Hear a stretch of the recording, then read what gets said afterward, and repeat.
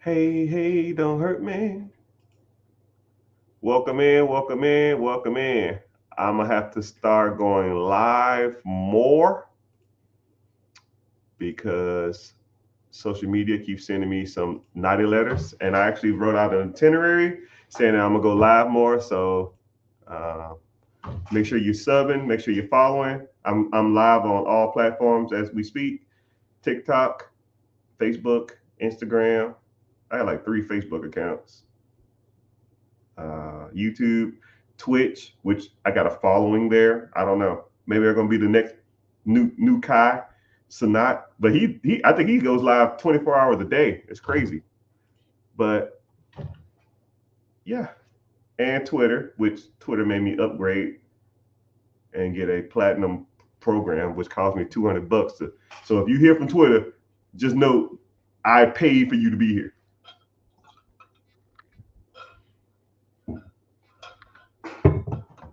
Welcome in, welcome in. Let me know where you're checking in from if you're checking in. Uh, and I'm glad you're here. If you're new here, if you never seen me before, you just start following for some random reason. You say, "Yo, man, this black dude look like he know what he's talking about," even though no one looks like they know what they're talking about. I'm here to tell you that I've been doing this money thing since like 2008. I got really, really efficient at about 2013. I started giving away the game for free at like 2018, 19, maybe 2020, and I just been providing value for a long period of time. And for years, people would say, "Yo, man, you do coaching, you do mentorship, you do one-on-ones," and I was just like, "Nah, man, I don't, I don't want to waste my time with it. I'll just give you the game for free." And it just people just wanted more and more and more and more and more, and just my time I got really thinned out trying to guide people. So now what I do is I offer a free webinar, link in the bio, and if you want to learn more about uh, credit, personal credit, business funding, LLC structure, S corp structure, taxes, 401k, investing, TSP, money market account, mutual funds, setting up trust, setting up revocable trust, irrevocable trust. We talk about business ownership, side hustles, talk about storage units, Airbnb. I mean, we break down real estate, Section 8, Sub 2, wholesaling, bird dogging. I mean, uh, syndication deals. I mean, we talk about everything under the sun when it comes to real estate. So, I mean, it is what it is. And by you clicking the link in the bio, it's a free class. It's like an hour and some change. And a lot of people will ask me, "Man, do you sell courses and stuff like that?" I don't do the course thing. To me, a course is like going to online college. Online colleges don't really teach you anything, in my personal opinion. You kind of learn the material. You almost teach yourself. They'll give you the books, they'll tell you what to read, and then they'll give you questions over the test. They'll give you test questions in the form of test, which I mean, in theory, I can do this at home by myself. I can look up the information myself. So why am I paying you to teach me something I can just look up? And then um, I do personal appearances a lot too, but a lot of personal appearances stuff I try not to do a lot of because one thing about personal appearances is you'll go out and meet different people. You go out there and see different people, and you'll go to this event. Let's say it's $500 or something like that. You might get a bite to eat. You might take a couple photos. You might go through the event. They might talk about some stuff. They might get into details of some things, but it's kind of hard to remember any of that stuff. And then you're gonna be hyped up for the week afterwards. But then afterwards, you're just gonna be like, man, I don't, I really get no value from that. But to me, true value on anybody's time that has information or it from coming from a place that you want to be is either like a coaching or a guide or a mentor. So that's where you need to kind of be focusing on. So whenever you're looking at stuff, you need to be looking for mentors. A mentor will walk you through the processes. They can kind of look at what you're doing. evaluate what you're doing right and wrong, and kind of guide you to what you need to do. Now, I'm not going to say I'm the best one on the planet or the best one in the United States, but I will tell you that I can dissect a lot of people's um, financial journey because I look at money differently. I've been good with money since damn near like 11 years old, 10 years old. I've been told my whole, you know how like, I don't know what you've been told your whole life, but I've been told I'm good with money since I was like 10 years old. Right? I used to like save up money. Like I remember I was I was like in like the cafeteria at like 5th grade or 6th grade. And I would sit there and stare at the ice cream. And then the cafeteria lady would be like, "What are you doing?" I said, man, that ice cream looks good. I really want one. And she says, "What, you don't have any money?" I said, "Oh yeah, I got the money. I just don't want to spend it on ice cream." And she was like, said most kids don't have that kind of restraint. Most kids would just buy the damn ice cream. I said, "Well, I'm not most kids. I ain't gonna say I was most kids. I was like, well, I'm trying to save up for something bigger, and I just want, I'm trying to save up for something else. I don't want to spend it on ice cream and junk." And just those type of mentality. Ever since I was a kid, it's just the way you should view things. You should try to view things from a money perspective. But I'm glad you're here, and I'm glad you're listening, and glad you tuned in. So let's go ahead and get to some preguntas, questions. Kind of get through some of this stuff. So somebody asked, what do you value more, time or money? Right? So I guess put in the chat, what do you value more? Your time or your money? And a lot of people who will say time, I want you to sit back and I want you to think about how much time do you give to somebody else every day, whether it's a job, whether it's to a spouse or a boyfriend, whether it's to your kids, whether it's to your job commute. When I was in the military, my commute was 45 minutes there and back. So I want you to think about how much time I wasted driving. An hour and a half a day, every day, no fail, right? You just put on a good song or a good podcast or a good book, and you just get to riding, and you almost become numb to your day. And you start sitting back and thinking, damn, I'm wasting an hour and a half every day. On top of the 9 hours you're at the job, on top of, if they have some overtime or something comes up or there's an exercise. The military, we do a lot of exercises, so we got to work 12-hour shifts or some shit. So let's say you do an hour and a half back and forth, you do a 12-hour shift. I mean, dude, that's damn near 14 hours a day. That's not including all the regular stuff you're supposed to do, shower, shave, eat, relax, wind down, watch a TV show. You can't do none of that stuff. Right? And then if you say you value money more, there are some things that money can't buy you, and that's time. Right? Or it can buy you if you made more money or you worked for yourself, then you don't have to work so many hours. And now you're getting your time back. But what are you really doing with that time too? Right? You should be putting that time to work instead of just sitting around and playing on your phone the whole time, But that's, a good question. Just something to think about. Individuals talked about. I have a individual that I'm coaching / mentoring.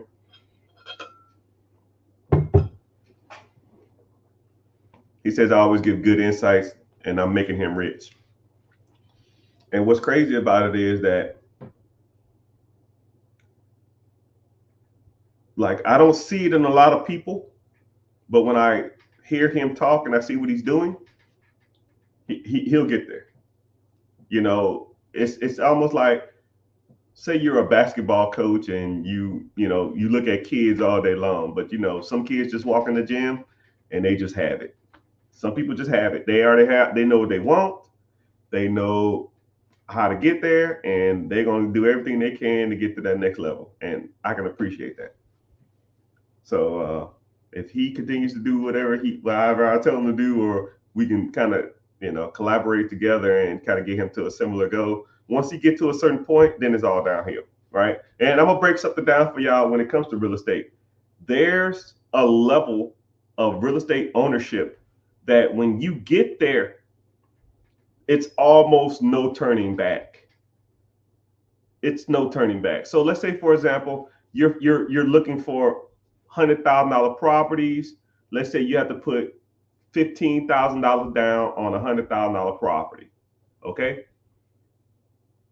And let's say he's making $500 a month in rent per property. $500 a month. The down payment on the property is $15,000. And let's say every month he puts $500 out of his pocket and takes the $500 in rent. That's $1,000. 15 months, 15,000. Simple math. Now he buys another property. So now he's at $1,500 a month. 1,500. Next month, 3,000.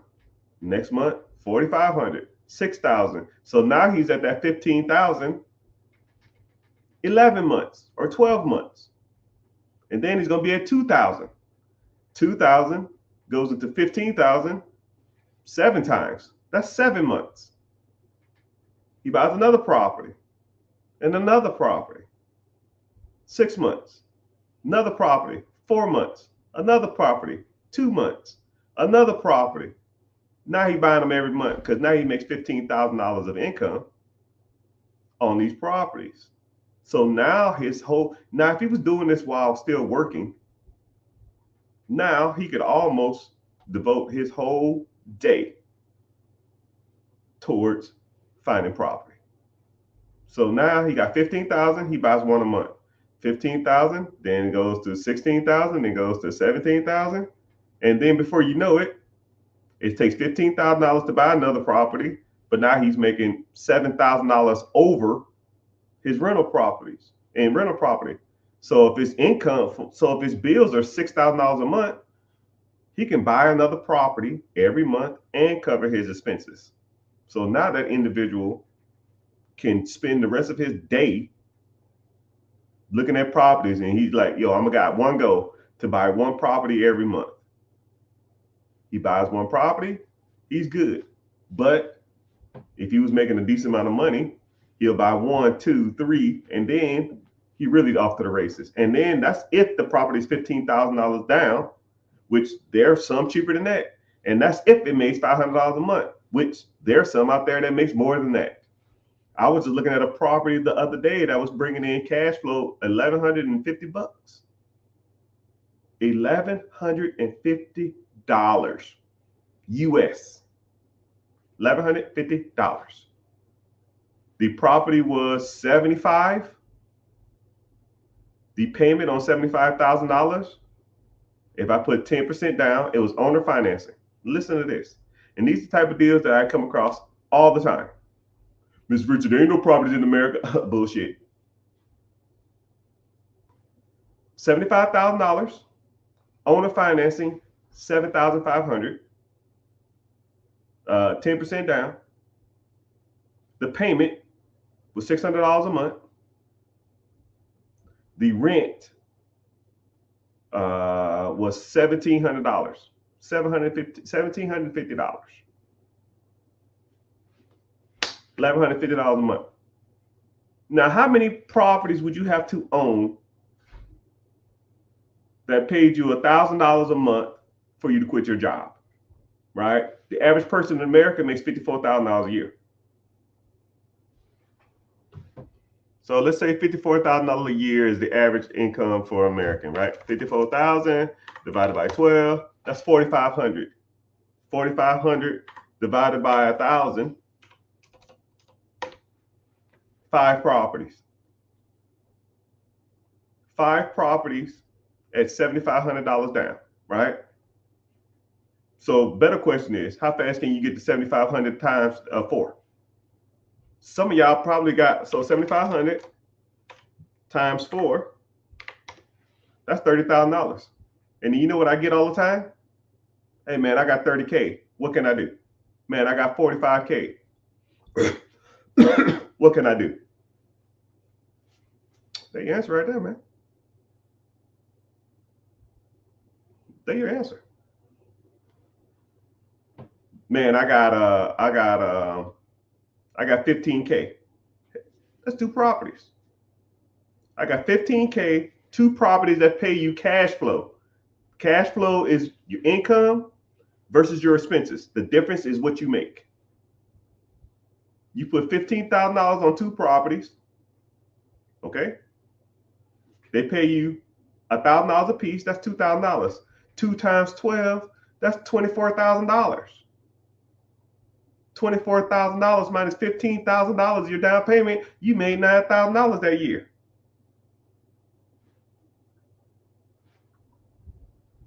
Stop me when I'm lying, right? And if anybody don't believe me, just ask anybody in the program. Just ask anybody like this. It's not that hard to find this stuff.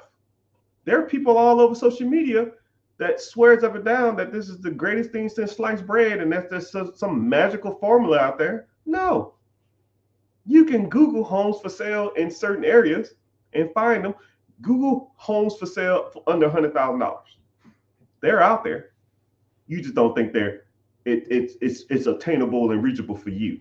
There's owner financing deals for houses under $100,000, under $150,000.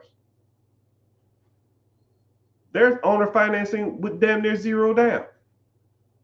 You just got to know how to negotiate. You just got to know how to find them. Right? I bought and sold hundreds of properties. Hundreds. Some of them with no money down, no money out of pocket. If you know how to identify problems, you know how to find the people with the problems, you find the people with the properties, you can get that ball rolling. People, it's not rocket science, people.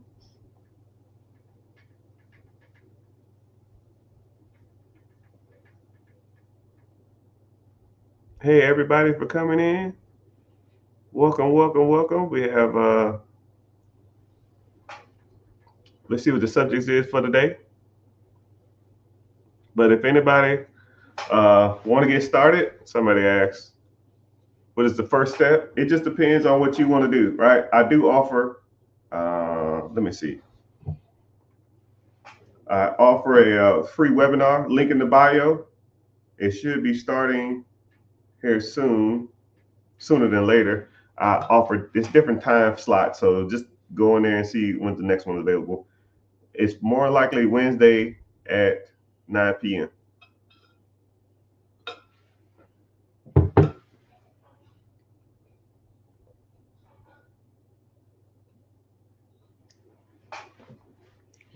A lot of people talk about, so you have to get your credit repair. You know, it's kind of funny that you say that because when I first started off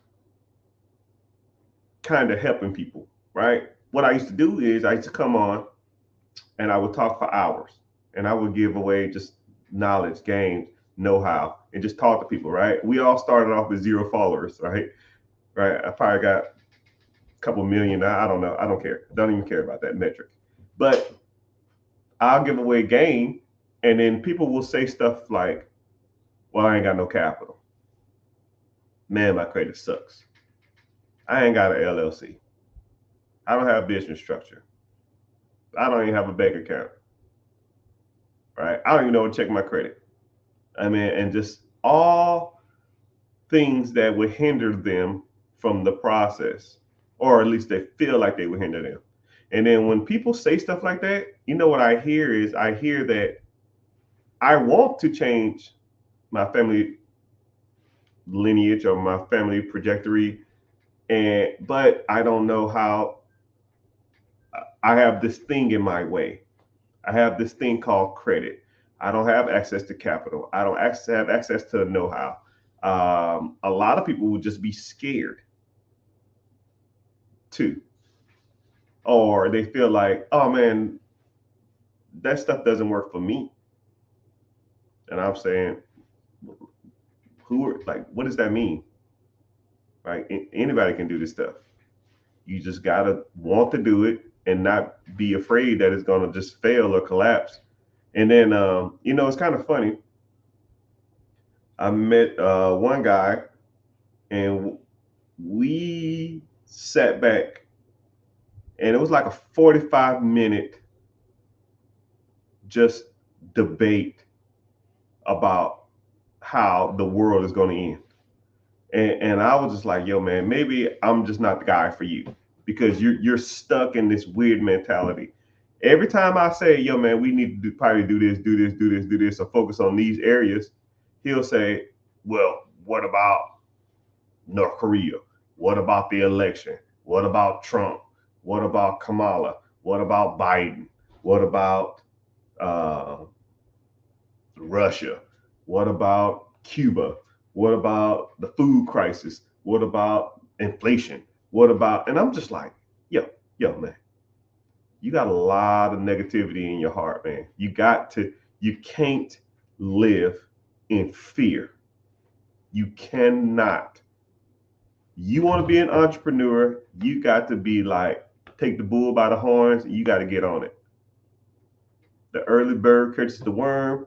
The person that goes out there and try to get the deal done will get it done.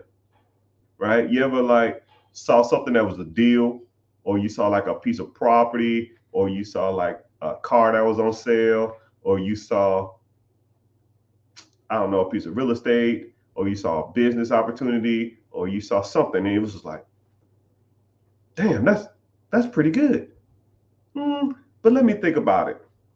And then you thought about it some more, and then you waited 24 hours, 48 hours, or 64 hours, or whatever it is, 72 hours, 3 days later, and then you come back, you chill checking on it. It's like, damn, someone should get on this, man. This is a good deal.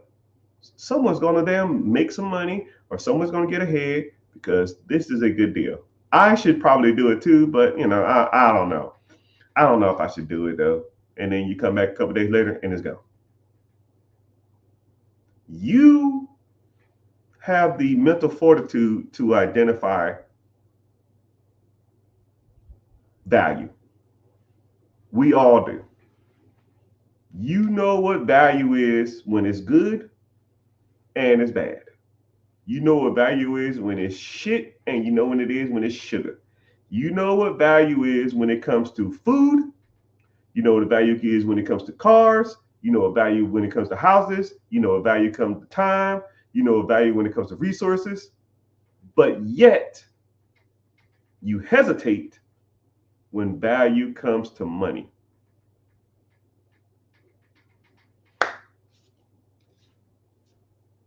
You saw a dress that you wanted to buy, or a shirt that you wanted to buy, normally $50, on sale for $5.99. You know what's crazy is? I won't even say my wife. I'll say every woman I've ever met in my life can tell you every time, every deal that they've saved money on something. My wife will talk to me and say, look what I got. And it'd be something that I don't feel like we even need. But she could tell me how much they're going for, the website where they're going for it at, how much she saved, and the value that she's gonna get from it. Yeah, that's cool. Do the same thing when it comes to money. Do the same thing when it comes to real estate. Same thing when it comes to cars to put on Turos. Same thing when it comes to ATMs. Same thing when it comes to vending machines. Same thing when it comes to acquiring a business. You can tell me every deal there is in the world when it comes to saving, 28% on a damn blouse. But you can't tell me the same thing when it comes to real estate and business. That's bullshit. Right? Or you're scared. But you weren't scared about that blouse that was 70% off. That brings you no value. It's the same thing, man. I'm not just saying that to like shun you away or discourage you. All I'm saying is that you have an innate ability to identify a need, a problem, a solution, and value. Why are you hesitating to do the shit? Doesn't make any sense. You understand value better than anybody in the world. Like I put like this: if I ask you what your car is worth, if I ask you what the average car that the same car you have is going for on the street, you probably could tell me that. Cool. Take half of what your car is worth right now. Say your car's worth 10. Cool. There's a car right down the street that's $5,000. Or you say your car's worth 10. Cool. There's a car down the street for 4,900. Same exact car, same exact model. Is that a deal? Yeah. Why don't you buy it? What I'm gonna do with it? You can sell it to someone else. You see what just happened? I told you the parameters. I showed you a deal, and I pretty much showed you how to make money. But you know what you didn't do? You wouldn't do? You probably wouldn't buy it. Well, I don't need another car. I don't fucking need another car either. But it's half off. I can sell it to someone for $7,500. Now I just made $2,500. The person who bought a $10,000 car for $7,500 is still getting the deal. You made 25. You pay half of what it's worth. You sell it for $2,500 more. Boom, boom, boom. That's what true entrepreneurship is: identifying a problem, seeing where you can make money on it, and hopping on the shit. We all can do that shit, right? That's not even a taught or a learned attribute. You know value, because I know y'all women love to shop. And if you love to shop, that means you can identify a good deal and a bad deal, right? So some individuals asked about credit. So if you want to get your credit repaired, or you're looking at getting credit repaired, or you want to know the ins and outs of credit repair and things, like I said before, I have a link in the bio. Get into the class, and I'll talk to you about everything about credit. So we talk about regular credit, we do business credit, we do business funding. We also work on your credit profile. We work on your credit history. We work on your names misspellings on your credit. We work on the improper addresses. A lot of people don't know, if you put a credit application in and they misspell your name, that's going to look bad on your credit, because now you have like 6, 7, 8 different names. You should only have one name on your credit. Just like if you have multiple addresses on your credit, you should only have one address, the current one you in. Everything else is irrelevant. If you have 7 addresses in the last 7 years, that shows you unstable. One address in the last 7 years, it shows you more stable. It shows stability. So it's things like that. But we do it for you. I've seen credit repair services where you sign up for it and then you got to go out. They teach you everything about it, and then you go out and do it yourself. No, I don't do that. You pay for it, I'll take care of it. All you got to do is sign up for your credit monitoring service. And then after that, it's downhill from there. You just sit back and relax, and we take care of the rest. But the process will take, a few months. It ain't gonna happen overnight. I tell people all the time, you didn't mess your credit up in a week. How the hell you think I'm gonna fix it in a week? Or some people say, yo man, I'm trying to buy a house by next week. I'm trying to buy a house in 2 months. Like, shit, you better hope it's still on the market in 7. Because it don't work that fast. Shit, it almost takes 35 days for your credit to renew, to refresh.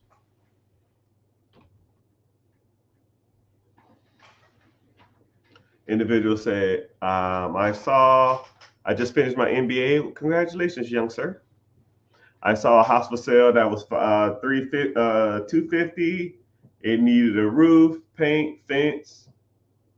I made 75 VA. I make 65 VA loans. Should I do it? Should always hop on deals, man. If you can see the value in it, I would look at the houses in the neighborhood and see what they're selling for, and I would calculate how much money I need to put in it. I'll give you a quick, simple scenario. If you bought the house and you say it's 250 and you renovate it, roof, paint, landscaping, kitchen, whatever, right? Whatever the renovation cost plus the purchase price of the home should be about 70 to 75% of what all the other homes are selling for in the neighborhoods. If it's not 75%, it's not worth my time. So if I'll even make the numbers easy just to make it a little easier.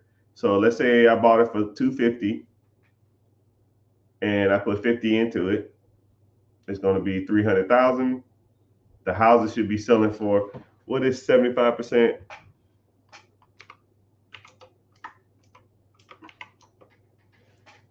So the houses should be selling for about, the house should be selling for about 410-ish.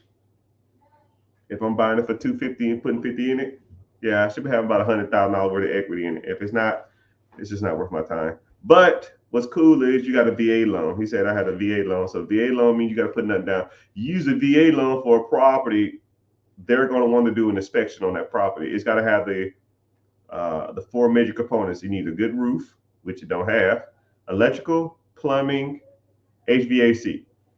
You need all four of those things to have a good, and it has to be living condition. It has to be a livable house, right? My first VA loan, it needed a lot of work, but it was a livable home. So if you can find a livable home that has good AC or current AC, roof, plumbing, and electric, then, and you still can put money into it and still make money, those are your best bets. I mean, that's the holy grail. That's the unicorn of homes, because VA loan, you can move into it zero down, and you can make money. You don't have to put anything into it. Then you have to put money into it to make it livable, but you're gonna live in it while you do the same process, and you pretty much forcing appreciation and forcing equity. But it's kind of hard to get approved for a home that's turnkey and still needs work and still VA approved for it. You can find it. I'm rooting for you.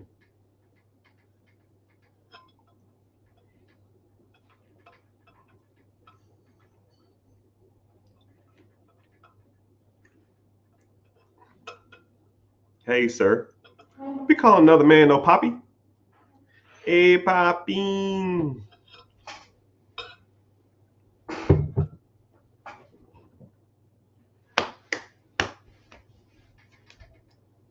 Individual asked, what is my expertise or opinion on grants? Now, I'm not the best at everything, but where I lack, others are strong. I have a friend who is one of the best grant writers out there, and if you get on my team or get into the group, I will introduce you to that individual, and then we get access to multiple grants. And every once in a while, what I'll do is they'll give me a grant that we apply for free, and they'll be like, "Hey, yo, here's a 3-minute grant," and I'll text everybody, "Here's a 3-minute grant," and you just put in your name, your business name, what your business do, how can you use this grant to help others, and then you go.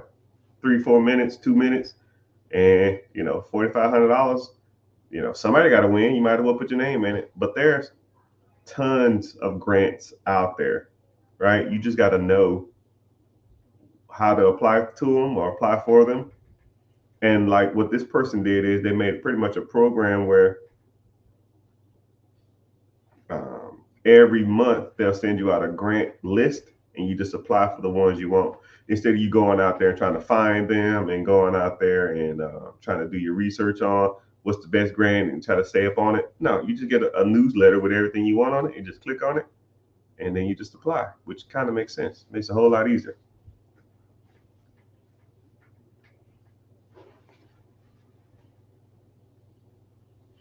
How can we join the group? Kind of new. What's happening? So, if you're interested in joining the group, I have a free webinar coming up. Oh my goodness, my back. The link's in the bio. Sign up. I don't sell your information. I don't need to. Uh, Name, number, email. All right. Come to the group. You like it, you find value, we can move forward. If not, you have a good day. Like, it's pretty straightforward. I meet a lot of people that'll like take your information, they sell it to like mailers list, or they'll bombard you with like random text messages. And dude, I'm not like that. I don't give a dang about none of y'all information, right? I don't need to sell it to like no newsletter in China. I don't have to do that, right? If you want to learn more about making more money and getting business structure, fixing your credit, business lines of credit, business funding, you want to learn about that stuff, let's move forward. If not, I'll show you what I have to offer. If you're interested, we'll go from there. If not, it's fine, right? No sweat off my back. But I'll tell you what, there's a lot of people out here who aren't genuine. There's a lot of people out here that try to sell you snake oil. There's a lot of people try to sell you like get rich quick shit. I'll be straight up with you. This shit is not easy, right? I'm gonna tell you how the stuff it works, the best way that it can apply to you, the ways you should be doing it. And sometimes people listen to that and they're like, "Damn, man, I don't know about this, man. I thought I was gonna just come in here, pay a little fee, and then you go ahead and do everything for me." No, it doesn't work like that. Life doesn't work like that. There's not a thing where you just pay into and everything's done for you. You know, even if you pay for a haircut, you got to show up. You can't be at home to my yo man. I need you to cut my hair. Okay, when you gonna be in? I gotta come there. Yes, you have to be here for me to cut your hair. You want me to come to you and cut your hair in your bed?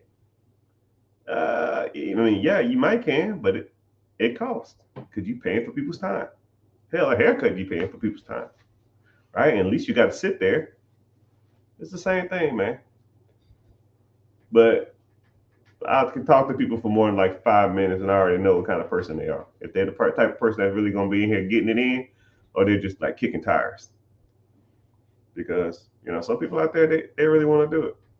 Some people come in here and they buy a business 6 months.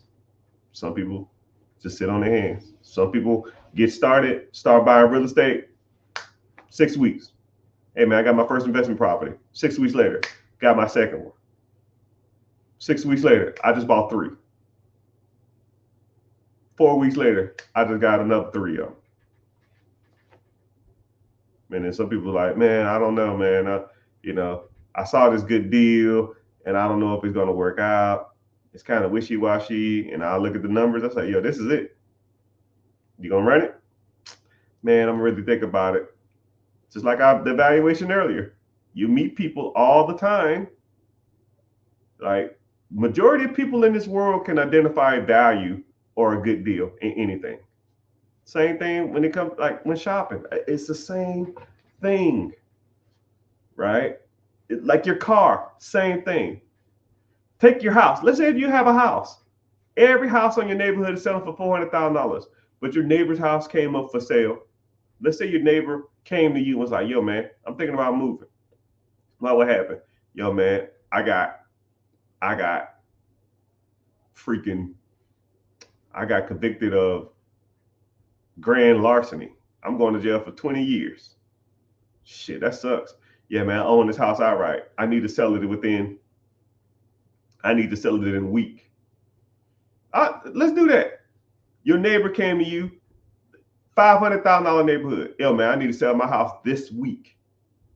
Okay, cool. What you want for it? Someone give me $250, they can have it. Well, everything in the neighborhood is selling for $500,000.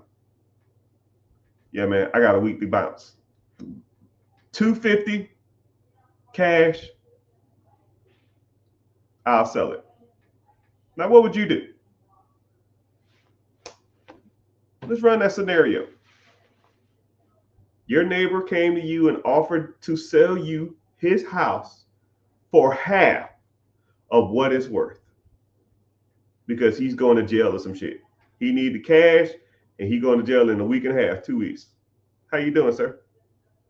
What'd you do? Some people say buy it. Some people, how? What do you mean? I'll buy it. Some people say I'll buy it, but where do I get 250?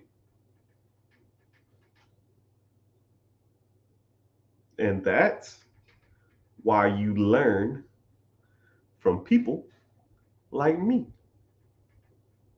I'm gonna put you on some game now, right? You know, there's companies out there that loan investors money on hard assets. They are called hard money lenders. So if you're bored, stop what you're doing for a sec. I'll give you a minute. I'll give you 30 seconds. Get out the app, go to Google, hard money lender near me. And then you come back to the chat and see and tell me how many you find.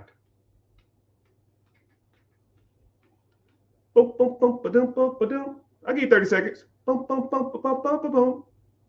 Boom, boom, boom, boom, boom, boom, boom. Boom, boom, boom, boom, boom. Boom, boom, boom, boom, boom, boom, boom, boom, boom. So, since y'all went and did that, and you say, well, fuck, I didn't even know this shit even existed. Yeah, of course you don't. Because you hanging around people talking about cell phones and shit all day instead of people out here trying to make some real fucking money, right? You know. Now, you go take that, you call that individual and say, hey, I got a property. Well, how much is it worth? Someone said, I found three. Found three near me. Wow. Someone said 25 plus in my city. Someone else said 8. Someone else said 14. Wow. 3, 25, 16, 8 hard money lenders. I'm going to break down what a hard money lender is. They call them hard money lenders.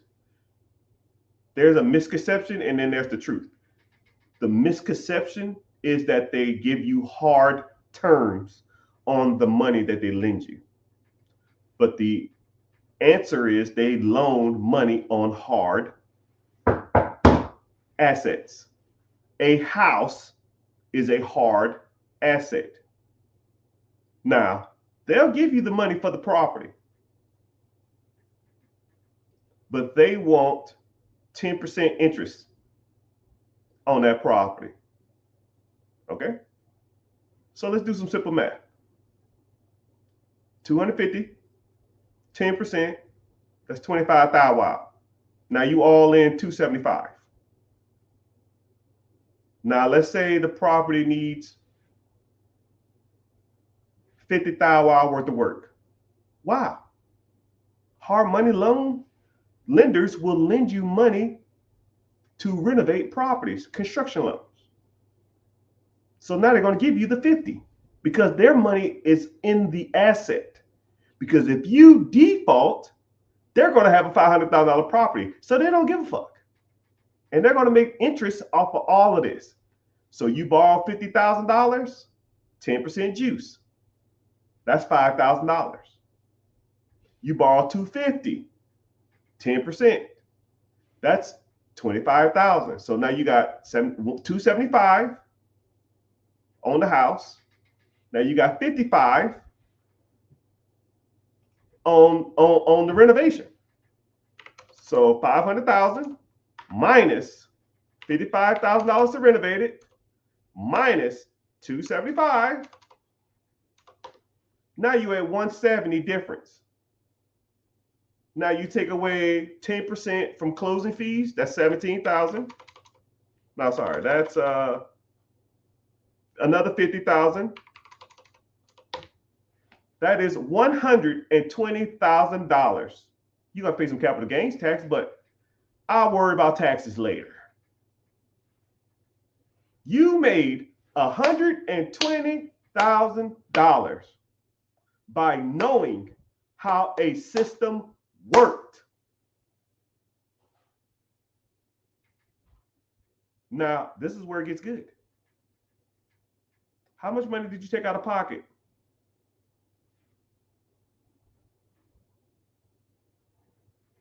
How much of the work did you do? The $50,000 was a construction loan. You just paid a contractor.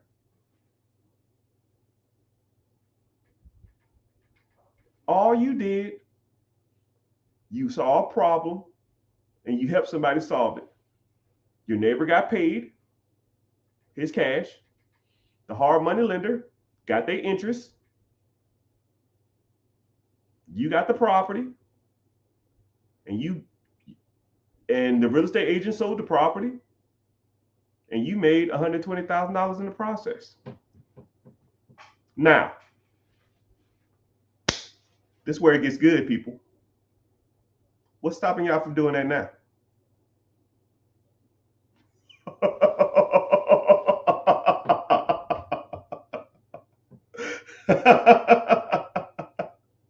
What's stopping y'all from doing that now?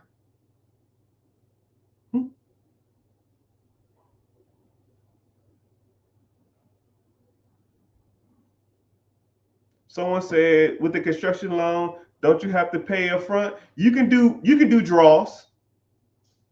You can do draws. They'll give you the money up front for the first draw. Typically, you do like 4 draws. So let's say the first 25, let's say if it's, I'm gonna make it easier just to make this conversation easier. So let's say if it's a $60,000 construction loan, they'll give you the first draw for free. So the first 15,000, they'll give you the draw for free. And then when you want the second draw or the next 15,000, the hard money lender will come to the property and look where your progress at, see where their money's going. They say, okay, cool, you look like you're making progress. Here's the next 15,000. Now you got $30,000 in. You say, hey man, I need my next $15,000 draw. They're gonna look at the contractor. They're probably gonna meet him. They're gonna look at the budget, and then they'll say, okay, cool, here's your next 15,000. And then when everything say, okay, cool, I'm in the home stretch. They give you draws. They don't give you the whole thing up front. It's called a draw system. But that's a good question. Based on draws. Now, back to what I was saying. What's stopping y'all from doing that now? Man, my neighbor ain't selling no property. Not literal neighbors, figurative neighbors. How many distressed properties are within a square 30 miles of where you are? I know the answer. I'm just seeing, give me a percentage. Give me a percentage. A distressed property is one that's abandoned, tax liens, probably going to go to foreclosure, probably that's distressed, that need a lot of work to it. What percentage of homes fall into this realm?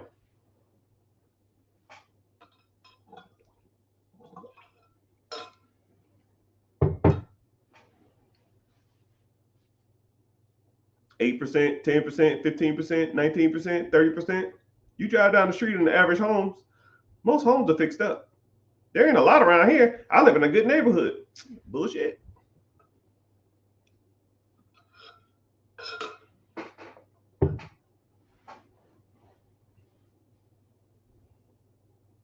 The answer is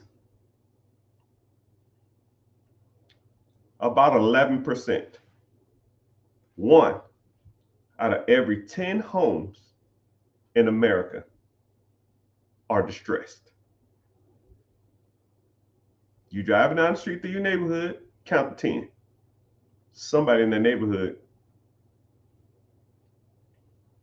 or somebody across the street or somebody in the next subdivision, every 10 is in a bind. Okay? So when people say, yo man, there ain't no deals out here, you full of stool. You are full of crap, because I see them all day long. I get emails all day long. I get texts all day long. I got bird dog buddies all day long, wholesalers all day long, investors all day long. People that want to do partnerships all day long. People want to do syndication deals all day long. I probably get no shit 50 deals a day. I see 50 real estate deals in my local area. I could only imagine if I started reaching out. That's my local area, 50 deals. And people say, yo, man, there ain't no deals out there. You don't know what you're doing, man. You have to be taught how to invest in real estate. You're not going to wing it. You're not going to try to figure it out. You're going to lose. It's like you're trying to teach yourself how to play basketball and then try to go into like a 5-on-5 tournament against college or professionals. You're going to lose bad. Oh man, I watched some And1 mixtapes. I can go ahead and do this. No, you're going to lose. Oh man, I watched a couple of highlights of LeBron James. I think I can hang with them. No. High schoolers are better than college. College people are better than high schoolers, and pros are better than college for a reason. I am a serious, full-time entrepreneur. When I talk to you and I talk about different steps, different lessons, you are not on my level. You're not going to figure this shit out on your own. Right? And if you do, it's going to take years. That's why I started offering coaching, because now I can shorten the process, because I got tired of people saying, yo, man, what about this? What about this? What about syndication? What about Airbnb? What about short-term rentals? What about long-term rentals? What about corporate leasings, which no one even talks about? What about assisted living facilities? No one's talking about this stuff. Corporate leases make you damn near 150% more than just a long-term regular lease. It has the benefits of Airbnb with none of the damn downfalls. You don't have to clean it up because the corporate lease takes care of it. Syndication, pulling people's money together and buying property. Section 8, getting government's money. Lease option, sub 2, bird dog, wholesale. You got to learn these terms, and you got to learn how to make them work effectively. Hell, I just gave you one, a hard money lender. You know the bad part about it? I say, yo, y'all stop what y'all doing, go Google hard money lender. You know how many people went in there? At least 10 people. And you know why you did it? Because you never even heard of this stuff. When you driving down the street and you see this freaking office building, and it says something like building financial group or money solutions or Sunshine Financial Group, you're like, what the hell is that? I never even heard of that. What are they doing there? That's what they do.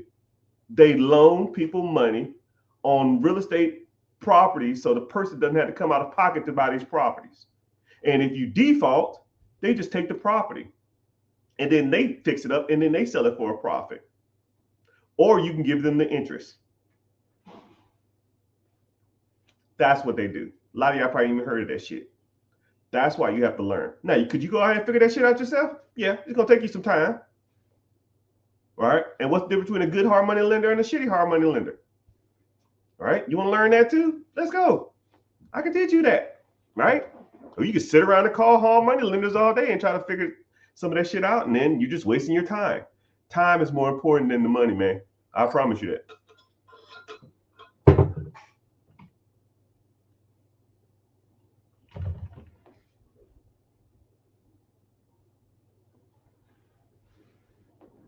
All right, someone said, I spent $250,000 on a brick and mortar and can't make $5,000 money. Things are slow. Well, mister, I don't know what you bought, but you should have came to me. But I don't know if things are slow. I think things will pick up a little bit after this, after we find out what's going on and with interest rates and in the White House. But it just depends on what industry you're in and depends on what you're working on. Someone said, hey man, I got 100K. What's the best way to invest it? Sir or ma'am, you're rich and you don't even know it. you are rich and don't even know it. You know, it's funny. I meet people who I start sitting on certain kind of money, and it's just funny how, like, I'll meet people that get inheritance. I'll meet people that get a windfall of money. I get people that are like sell their house and they're just sitting on 100, 200, 300, $500,000, and they're just like, yo, man, I don't know what to do. And I'm just like, yo, bro, you rich, right? Or at least financially free. You know, first of all, I'll tell you this.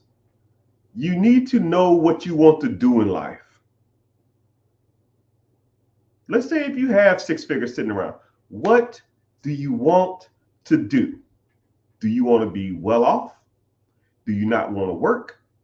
Do you want to be rich? Or do you want to be wealthy? Because those are all just risk tolerance. That's the difference. You know, you can buy a business for $100,000 that's making you, $40,000 a year. And let's say your income is $45,000 a year. I mean, well, shit. Now you damn near ain't got to work. You just bought it for cash. Now, not wanting to work and be rich and be wealthy are two different things. And a lot of people don't differentiate them. A lot of people don't even define rich. What is rich? Rich is subjective. What is wealth? Wealth is subjective. Some people want to spend all day with their kids. That is wealth to them. Cool. Let's reverse engineer from there. Some people say rich is going out and not worrying about bills every month. Cool. Let's reverse engineer that. Some people say, I just want $1 million in my bank account, which is the dumbest shit I've ever heard. But whatever. If you want $1 million in your account, let's dissect what it's going to take to get $1 million in your account. You know, if you don't want to work for anybody else, okay, cool. How much do you make a month? $5,000. Cool. Let's find something that pays $6,000. Where's the rocket science in this? It's not hard. If you're making $5,000 from job and you buy a business that pays you $6,000, well, in definition, you can quit your job. If you make $4,000 a month and you got 8 rental properties that pay you $500 a month, that's $4,000 a month. In theory, you can quit your job, right? Don't overthink some of this money stuff. If you got a side hustle, like I helped these two guys, and they was like, yo, man, we want to start a side hustle to save up money to buy a business. The side hustle started making more money than buying a business. So now they just do side hustle all day long.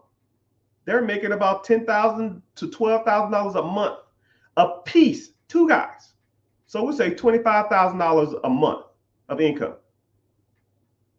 Now I say, yo, man, you can take that $25,000, set it aside, and let's go buy you a business here soon. They said, no, we're good. This is working out fine. We've been doing this a year. I think we can do this full time. Or then they was doing it full time, and then they off to the races. You know, and I can appreciate that, because a lot of people get blinders on, and they can't see what's right in front of them. If you saving up, you got a side hustle, and the side hustle is making you enough money to quit your job, but you want to take the side hustle money and buy a business, but the side hustle money is making you just as much money as the business would, why don't you get in the business, right?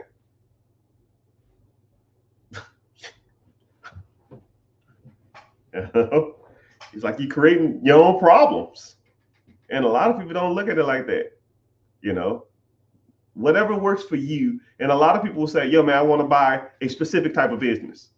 I want to buy a Dunkin' Donuts. Okay, well, there's no Dunkin' Donuts for sale around you. Oh, see, that's bullshit. Why? Why is it bullshit? I mean, here's 500 different businesses for sale.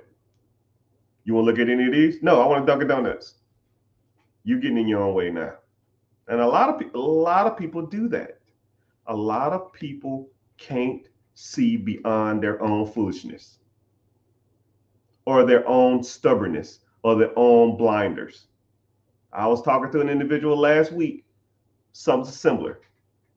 I want to start XYZ. I want to do, I want to start this business from scratch and build it up to this. And I said, why? Because my family handed me down this industry, and I want to take this, and I want to build it, and I want to grow it, and I want the world to know who I am.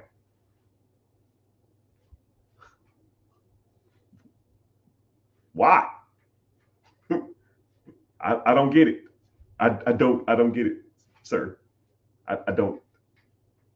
Why reinvent the wheel when you can just buy the wheel? Why build a car when I can just buy a car? Why build a house when I can just buy a house? You know?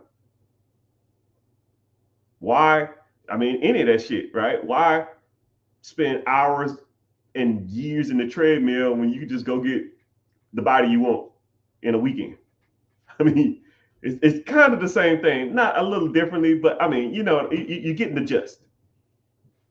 You why reinvent the process, right? There's, for the most part, not too many creative ways to make money in the last 30, 40, 50 years, right? You might get some people talking about, man, I can day trade, I can do crypto, I can do, not out. That's just trash. I do the same shit that old white people been doing for years. And I'm trying not to make this about race, but I mean, if I asked a 80-year-old, an 80-year-old rich white man, an 80-year-old Asian man, an 80-year-old Middle Eastern man who was all rich, how they get their money? I bet it won't be for no fucking cryptocurrency or no some other bullshit that's people out here floating. I can already tell you what. Just throw it out there. If you had to guess, what would you say? Right? Use your head for more than a hat rack. If I had to guess, where statistically what the majority of the wealth in America is at, if the majority of the wealth in America is in white America, Asian America, Middle Eastern America, if that's what the majority of wealth is, why the fuck am I listening to Cardi B about fucking stock advice? Kevin Hart, Jay-Z, Beyonce. You a damn fool. Cardi B can't tell me nothing about money. Jay-Z can't tell me about money. None of it. Right? Hey man, I like your music. You know what? I saw you on YouTube, my boy. I'm gonna give you this play. You know what? Respectfully, sir, I'm gonna have to decline. Why? Because you made the majority of your money from selling albums.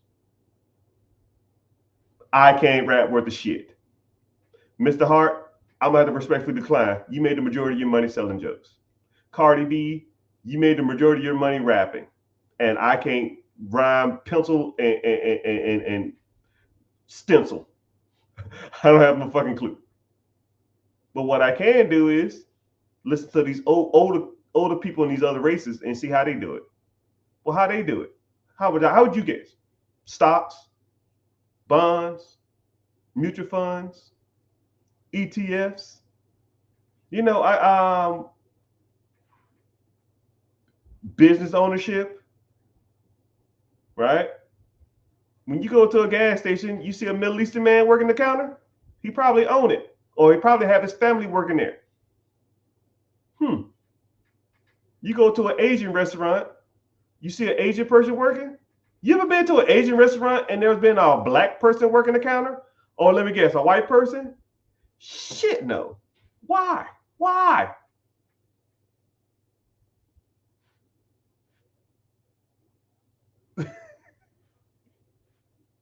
Why?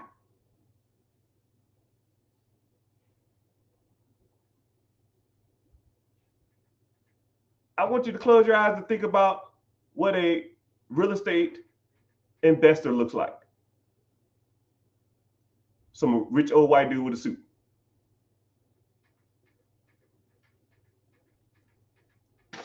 You know, the shitty part about it is you're looking at one. It's crazy.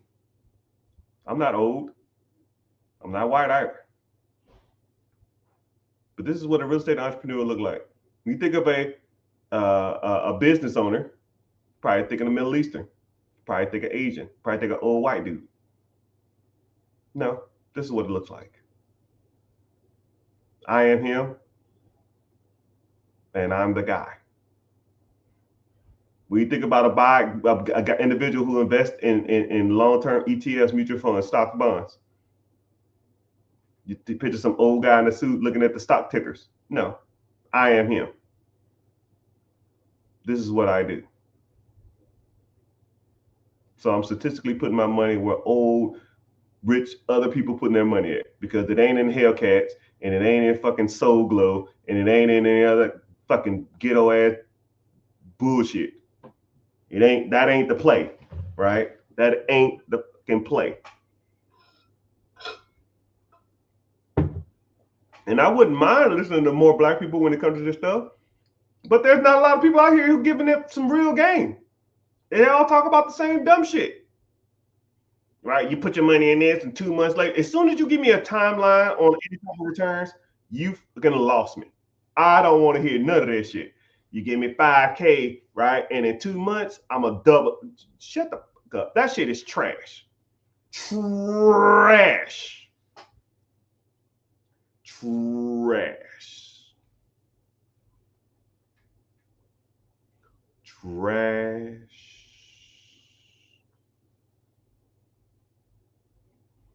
What I think about car washes can be good businesses. Depends on what you want to do. Do you want the self-service car washes, or you want the automated car washes? Automated ones cost a little bit more.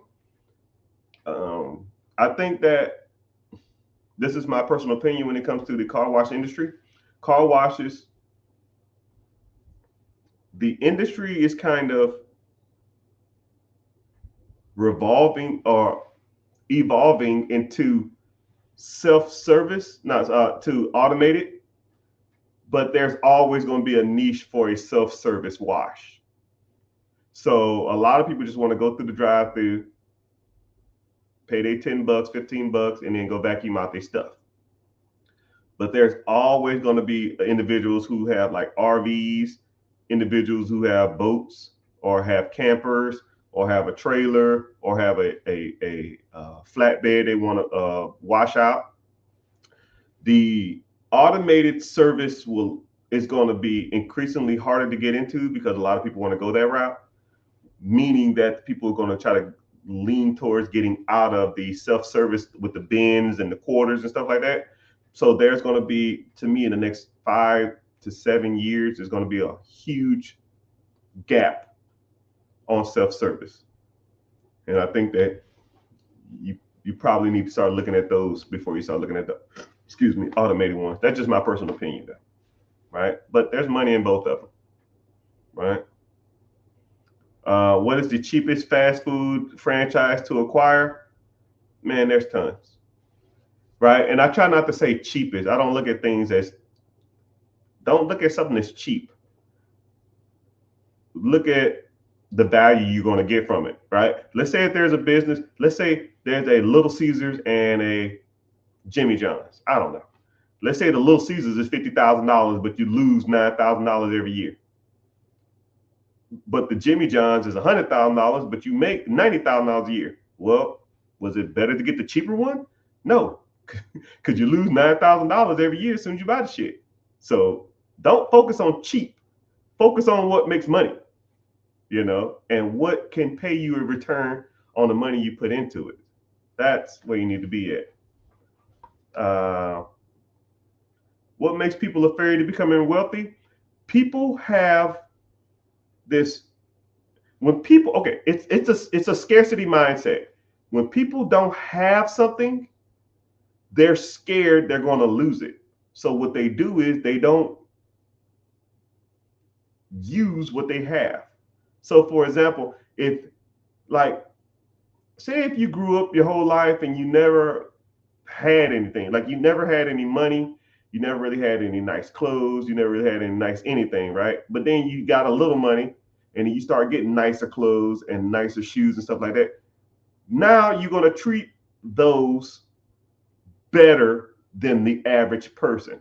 It's kind of, it's like when I watch people who are like sneakerheads, and they can always tell you, yo, man, I never could afford a pair of Jordans. And I finally got a pair of Jordans, and I didn't want to crease them up. I didn't want to like damage them. I cleaned them every day.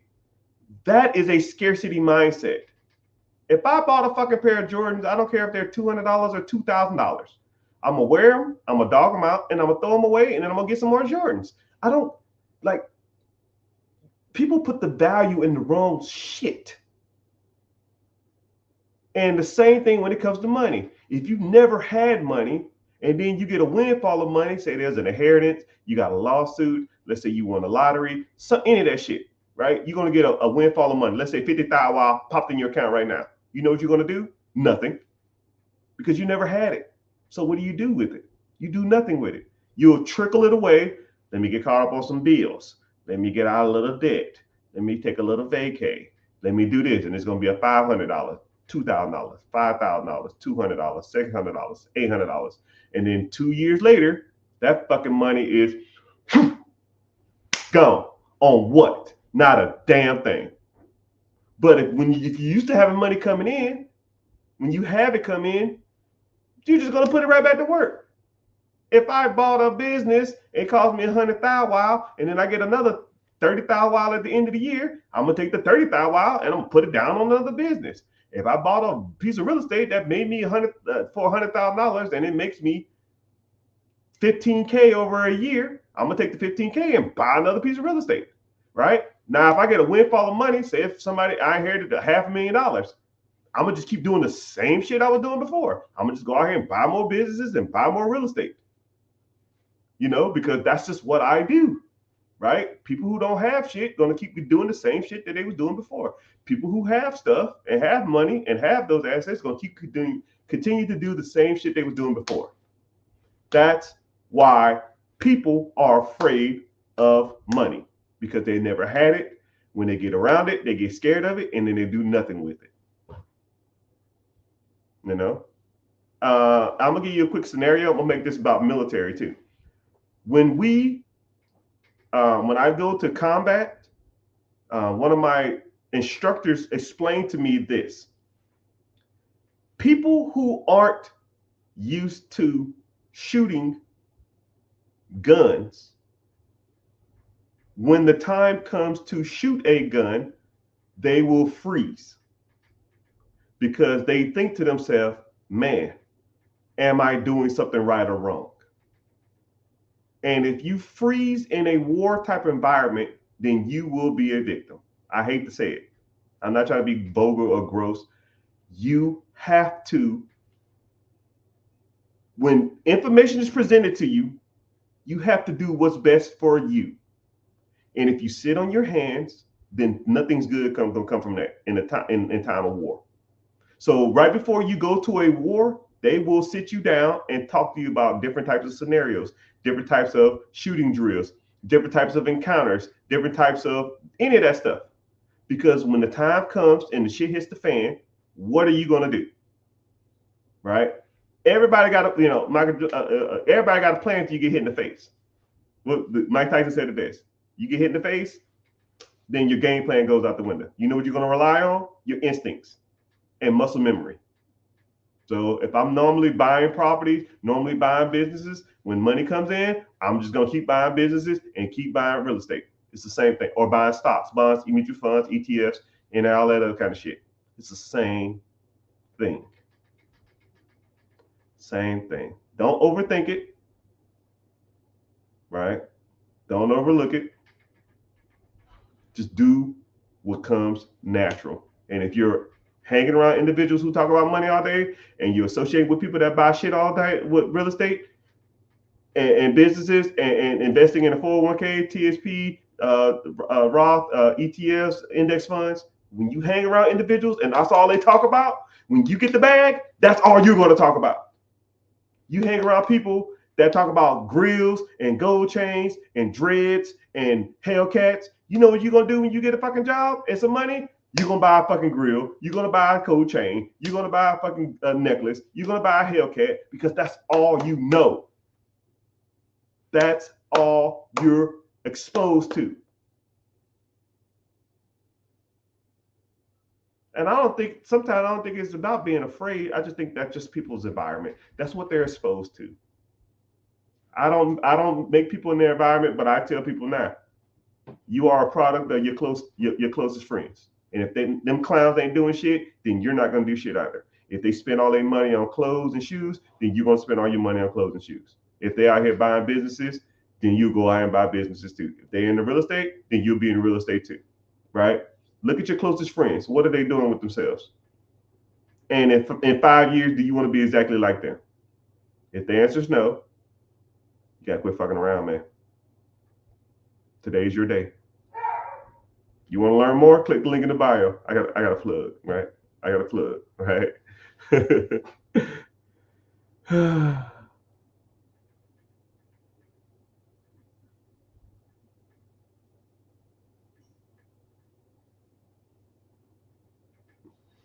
Someone said, "What about tiny home subdivisions?"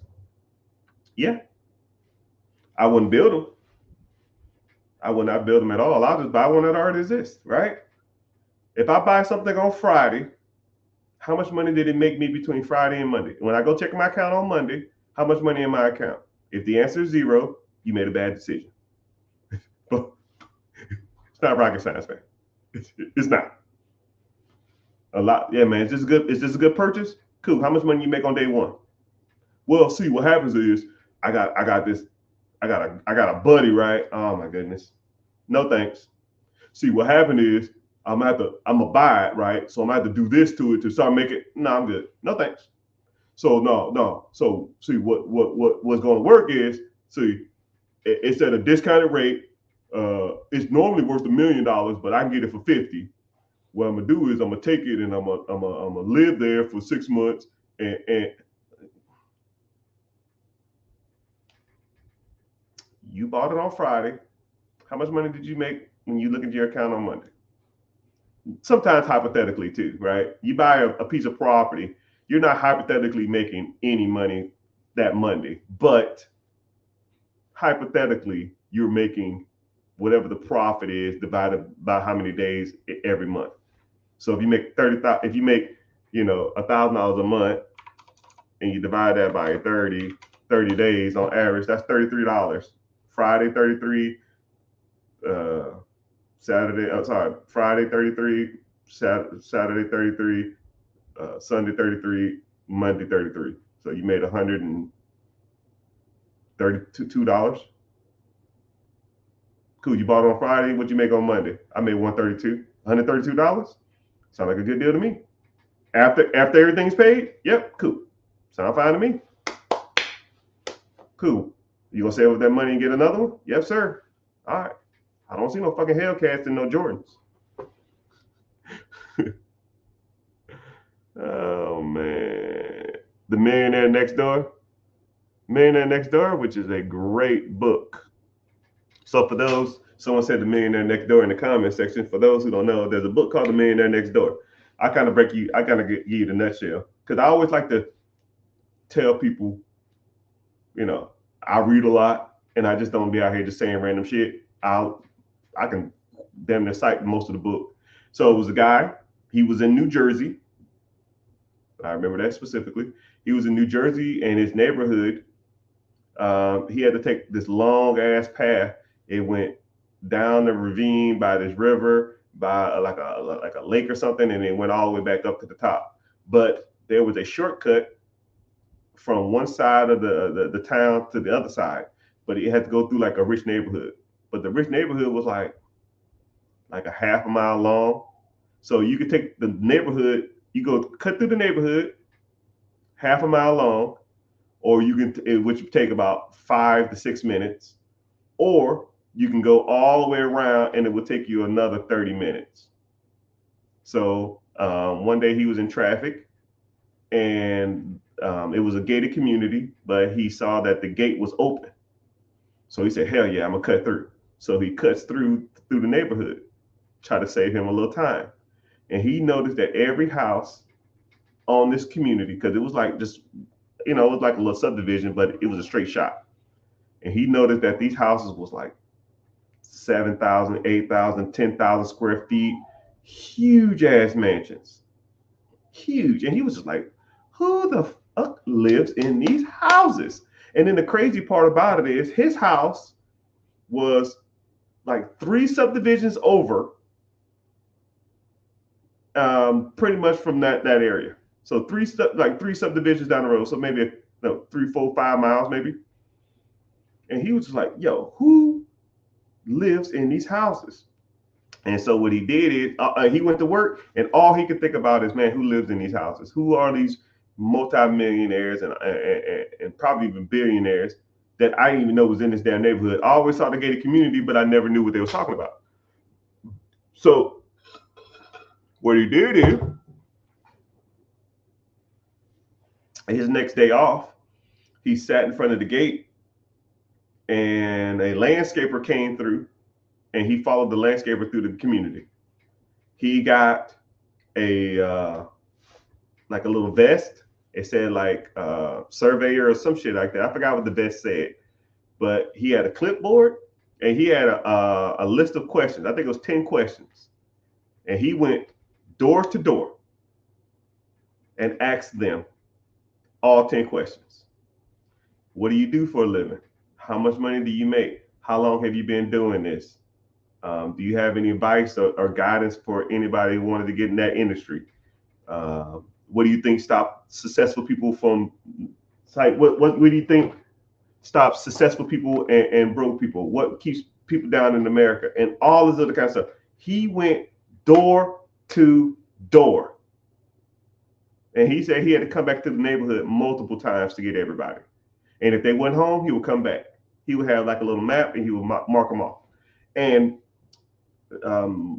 what he learned is that the majority of people who are rich don't really have like this ultra high net worth income and some shit. Like people think, oh man, this guy's a doctor, this guy's a professional athlete, this guy's a lawyer, this guy. No. They just own 1 or 2 processes that make them a lot of money, or they own some real estate, or they're real conservative, or they'll have like 2 normal jobs and they're extremely frugal, right? I remember one specifically. One was it was 2 accountants. 2 accountants. They both made $70,000, $75,000 a piece, which is $1.50, which people could consider a lot of money. But they drove shitty cars. They didn't eat out. They didn't spend all their money on junk. They rarely took vacations. And everything they got in, they invested it.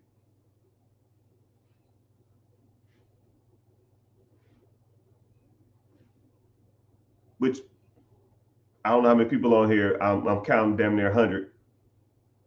All y'all can do that. Everybody here can do that. Cut the fat. You can do it, but you need your car. You need Netflix. You need Disney Plus. You need DoorDash. I gotta eat out. I feel like I'm working for nothing if I don't eat out. All right. You keep doing the same shit you're doing every day, and you're gonna be living the same life you do every day. Right? I don't make the rules. It's in a book. A guy interviewed multiple people, and that's what they said not to do. Right? You can continue to listen to yourself, or you can listen to multimillionaires. Listen to people like me. Multi-millionaire. How much do I spend on subscription entertainment a month? $4. I have one subscription service. And only reason I have that because I go to sleep to it. It's like Netflix? Nope. Paramount? Nope. Hulu? Nope. Disney Plus? Nope. Cable? No. None of that shit. And then the bad part about it is, if y'all want to be honest with me, how much money do you spend between, I'll give you the internet. You need the Wi-Fi in the house. I'll give you that one. How much are you spending on cable, DirecTV, football packages, Amazon Plus, Hulu, Disney Plus, Netflix? How much you spending a month on that stuff? I bet no one want to be honest with me, because I already know, I know the answers, man.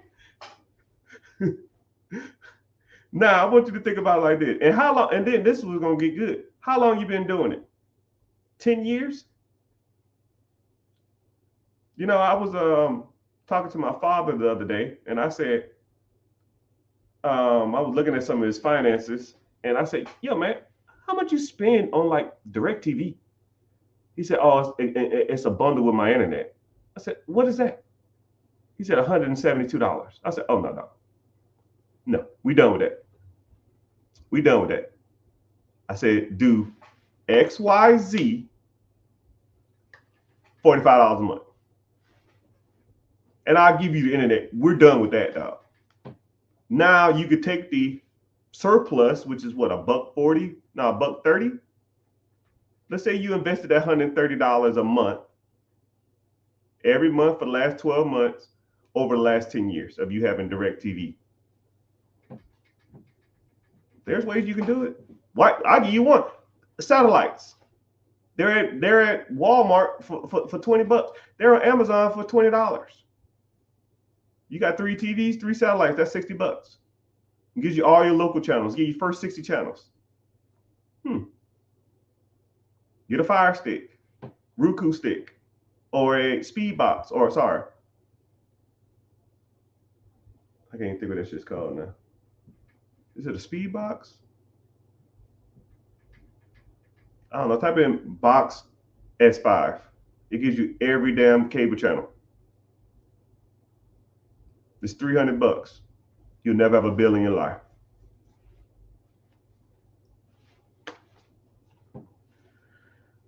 And then you take the surplus and you invest it. Don't go out and say, "Oh, well, I got an extra $150 now, so I go out and go to the club." That's stupid. That is dumb. A burn box? No. I can't think what it's called now. Surplus box? Or it's not a burn box. It's called a,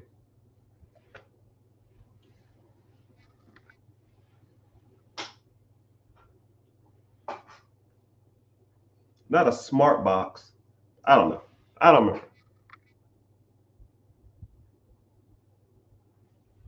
No. Better. Someone said Kodak is old school. I'm on some new stuff, man. I don't like Kodi that much. Invest with me. Come with me. You talking to me? Hell yeah, I'm talking to you. I know who I'm talking to. Shit. I know my audience. If anything, I know my audience. I know who you are. I know your pains, your struggles. I see it all that. You know what? I'm gonna tell you one thing I can really appreciate about the military is when you're in the military, you have to interact with people constantly, and you're like stuck in like a trench, or you're stuck in like a exercise, or you're stuck in like a van, or you're stuck in like scenarios where you wouldn't necessarily interact with people, but you have to, right? Let's say if I got pulled to do like cop duty, and I'm stuck in a car with this guy for 12 hours. I mean, you're not just going to sit there and play on your phone for 12 hours, right? You get to talking to these people. "Hey, man, what do? You like doing this? How long you been doing it? Where you from? you're married, you're single.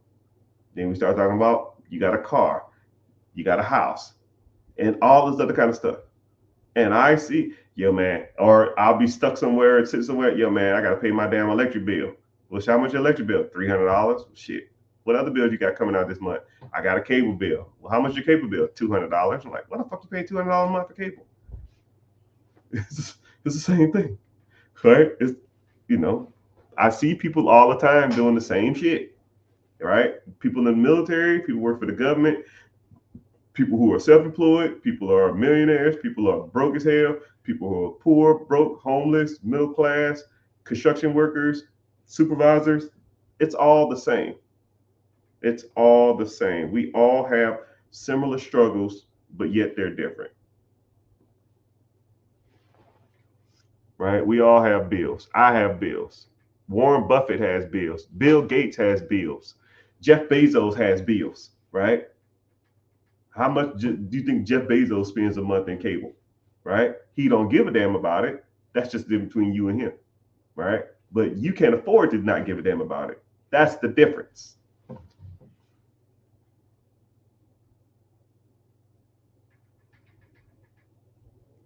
What's happening? 700 credit scores. I see you, brother. I see you. What we be purchasing then? What we be purchasing then? I don't know what you're saying. I'm gonna have to get off there in a sec.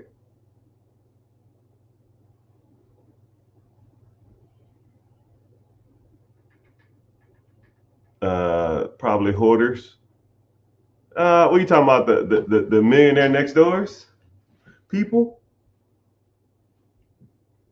I don't know the reference, but uh, you got to pick your poison, man.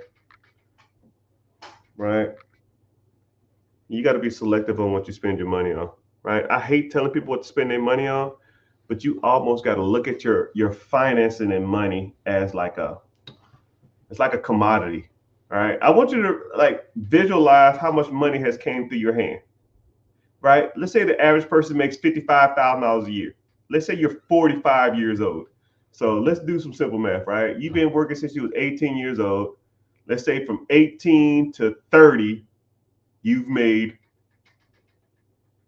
$30,000. So 18 to 30, which is 12 years, you made $30,000. So 12 times $30,000, that's $360,000. And from 30 to 45, you made 54,000, right? So 360, 54,000, that's 15 years. 15 years at $54,000, which the average American makes. That's 810,000 plus the $360,000 you made from when you was a kid. That's $1.17 million. If you're 45 years old, you probably made $1.1 million in your lifetime. If you worked since 18 years old. I got you $30,000 from year 18 to year 30, then year 30 to 45, 55,000. 1 point, almost $1.2 million. Now, I want you to look at your life and say, what do you have to show for it? Do you have $1.2 million worth of shit to show for it? Probably not even close. Do you have $120,000 worth of shit to show for it? Probably not. Do you got $12,000 worth of shit to show for it? Probably some furniture, some other shit. Probably some shoes and some clothes. Right? If you don't own your home, I want you to do this experiment. If you don't own your home, turn your house upside down and put everything that you own on the in a grassy field. And let's say everything that's in this pile, I turned your house upside down and I dumped it all out. And I'm going to come through and I'm going to give you half of what that shit's worth. You bought a Gucci bag, You bought some clothes, you bought some shoes. Okay, cool. These Michael Jordans were $200. I'm gonna give you $100 for them. This Gucci bag was $500. I'll give you $250 for it. Because that shit is only worth what someone's willing to pay for it. Right? Just because you paid that much for it don't mean someone else will. You gave it the value when you bought it. That doesn't mean that it's valuable. Oh my goodness, they don't want to hear that shit. Damn, that's a bar. Woo! Damn, that was a good one. Oh, God dang. Gucci put the price on it. You gave it the value when you bought it. Now, if you didn't purchase the shit, then Gucci will lower their prices. And then they will keep lowering it until you pay for it. But if you never bought it, then you give it no value. When you spend $1,000 on Gucci, you give it the value. They don't. The price doesn't dictate shit. I can put $1 trillion on this fucking house. Now, if a clown want to come pay $1 trillion for it, then they gave it the value. I didn't. I just put a number on it. Oh my goodness. That's a bar.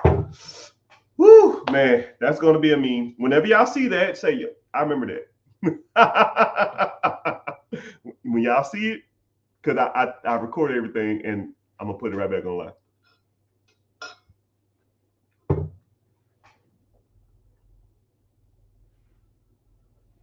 Now, let's say all your stuff is spread out in the field. Now, and I gave you half of what it's worth. How much money would you have in your hand? If you had to guess. 10 grand, 15 grand, 20 grand? You made $1.2 million over the last, I don't know, 30 years. You have $15,000 worth of shit to show for it? That's value to you? That's value. It's crazy, man. It's I hate to do those scenarios because it almost makes you reflect on your life thinking, what the fuck am I doing? But I like to do those scenarios because I think to yourself, man, what the fuck am I doing? Right? When you put in the perspective of a pile of stuff, taking half the value from it and giving you the cash value for it, it makes you think you spent the majority of or all your life buying a whole bunch of shit that ain't worth nothing. Now, if you had a house, we can sell the house. You got stock, bonds, mutual funds. That's assets. You own a business. Those are assets. But all that shit that you got piled in your closet or piled, that little raggedy ass car in your driveway, I'm throwing that in there too. I'm giving you half for it. Well, the sticker price says 64. Cool, I'll give you 32. That's what we're going to do with that. Well, I owe 40. Well, it looked like you negative $8,000 then, man. I didn't tell you to buy that shit.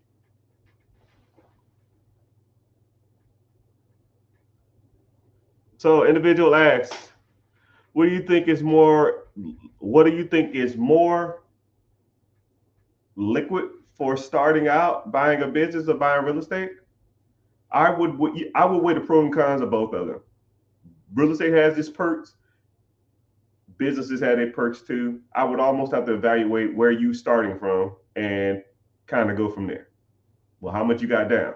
You ain't gonna buy too many businesses with $5,000 down. But if you get into a good 3.5% down, you can buy a $150,000 house with an FHA loan. Mr. Richard, ain't no $150,000 house near me. Bullshit. Maybe besides California and some parts of New York. But there's houses. Some parts of Washington. But there's houses. You might got to commute. I didn't say that. But you're going to have to do it. Let's get to some questions. Let's get to the questions. All you really need is YouTube Premium at $13. That's funny that you say that. I got rid of my YouTube Premium. You paying $13 a month not to watch commercials, which you can skip in 5 seconds? Your 5 seconds of your life is worth $15 a month. It's crazy. It's crazy. Now, let's say if you had YouTube Premium 10 years. 15 times 12, That's 180 times 10, $18,000. You know what? I'm gonna do you one better. I'm gonna go super petty. Investments. Let's pull up my investment calculator. You started out with $0. You put it into a basic ETF and you invest. You started out, you invest $15. You started off with $0. You got rid of YouTube Premium. You put the $15 a month only into a ETF that tracked the S&P 500 or the S&P 100 or the S&P 50 for 10 years. You have $4,000 in that account, which don't sound like a lot, but it's $15. You skipped a commercial. You skipped a commercial that's 5 seconds long.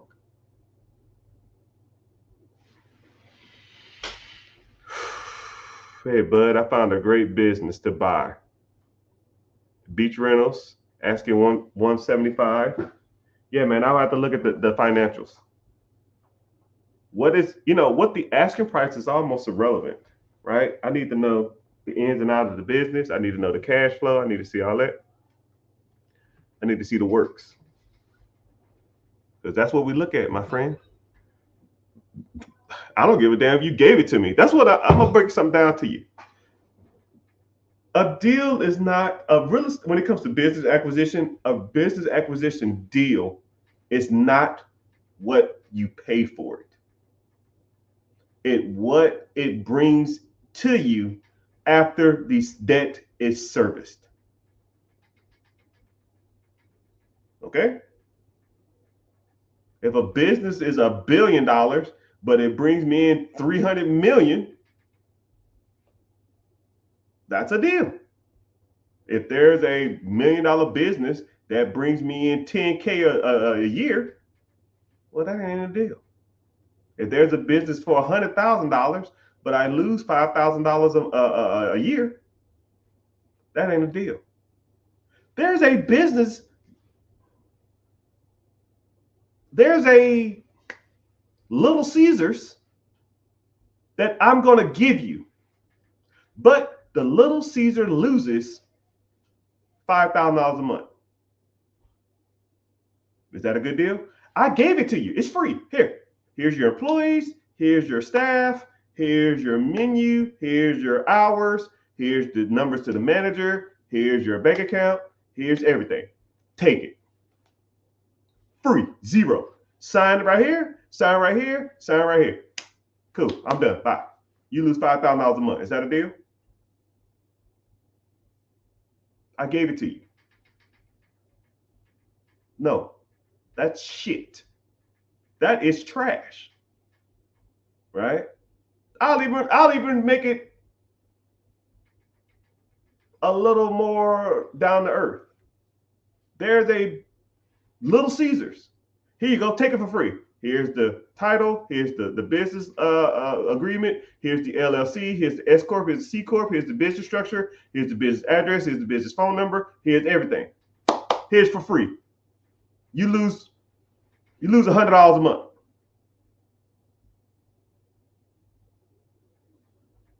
You still want it? Mr. Rich, I can turn it around. You're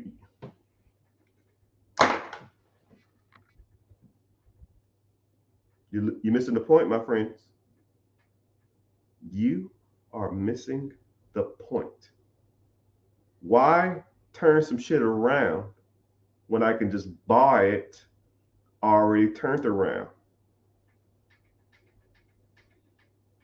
Why groom a woman to be the perfect wife when you just can find the perfect wife?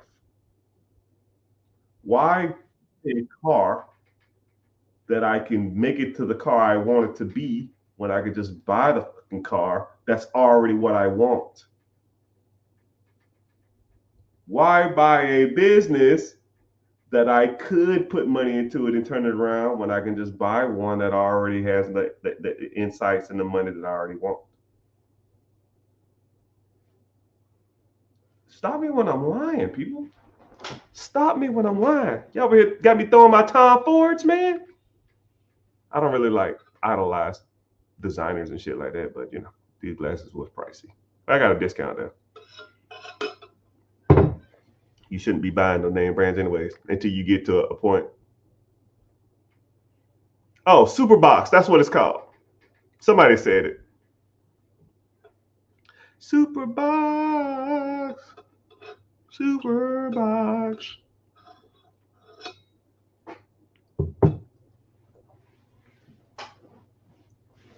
Individual said, I just sent you a DM. I answer all DMs on Sundays and some parts of Mondays. The DM game is nasty, man. It's nasty. And then I wasn't feeling the best for like a week and a half.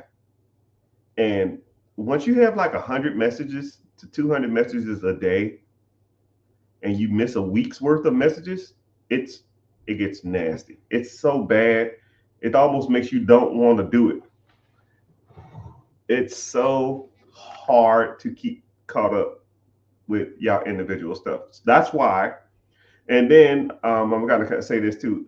That's why I offer the webinar.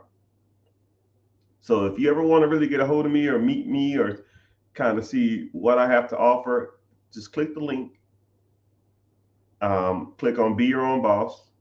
Sign up. I think it's name, address, and email. Name, number, email. And I don't sell your information. I don't bombard you with text messages or text blasts. You know, you come to the class, you try to learn as much as possible. If you like what I have to offer and you want to move forward, you move forward. If not, you'll never see or hear from me again. As long as you come in here getting this free information, right?